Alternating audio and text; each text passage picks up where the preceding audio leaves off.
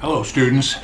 Now we're going to talk about corporations, and before we get into that, the most important things for you to understand about corporations for this basic overview course are how a corporation can protect you from liability, when it won't protect you from liability, and the distinction or the difference between a regular C corporation and a subchapter S corporation, and a little bit about how corporations are formed, and then a little bit about how if you fail to maintain your corporation, then your unhappy unpaid creditors may be able to do what's called piercing the corporate veil, which is the shell of protection from liability. They may be able to pierce through that protective shell of liability and hold you personally liable for the debts of the corporation if you fail to maintain what are called the corporate formalities.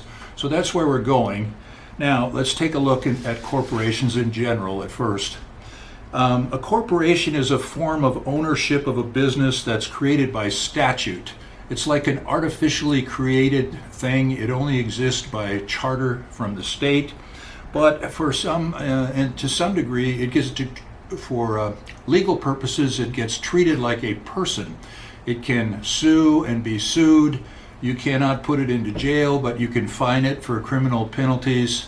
And as you probably remember in the news not too long ago, there was quite a controversy when the Supreme Court said because a corporation is a legal person, it has the same freedom of speech rights as a person, and the laws that we tried to pass to limit the amount of money that corporations could contribute to political or politicians' campaigns were unconstitutional. We cannot limit the amount of money that corporations can contribute to our politicians.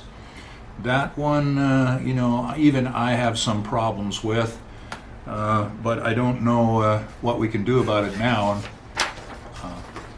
unless maybe we have a constitutional amendment sometime. One of my favorite new bumper stickers is going around Auburn on the back of a pickup truck right now. It says, "I will believe that a corporation is a person on the day that Texas executes one."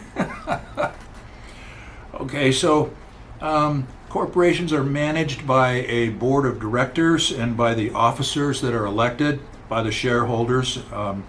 And as a general rule, in an ordinary, what we call a C corporation is an ordinary corporation. And there are many different forms of corporations, but the two that we're going to look at in this class are standard C corporation and the subchapter S corporation. In a C corporation, when the money comes in, it gets taxed twice.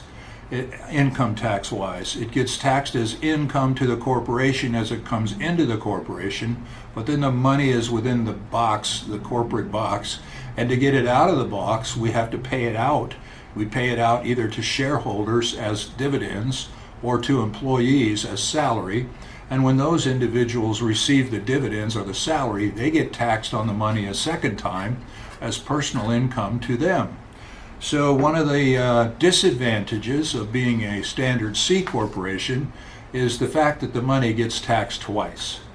Interestingly enough, however, once a corporation gets to be big enough, even the fact that the money gets taxed twice does not outweigh certain other tax advantages that a large corporation has, like holding funds in reserve for acquiring expensive equipment, on depreciation and some of those kinds of things.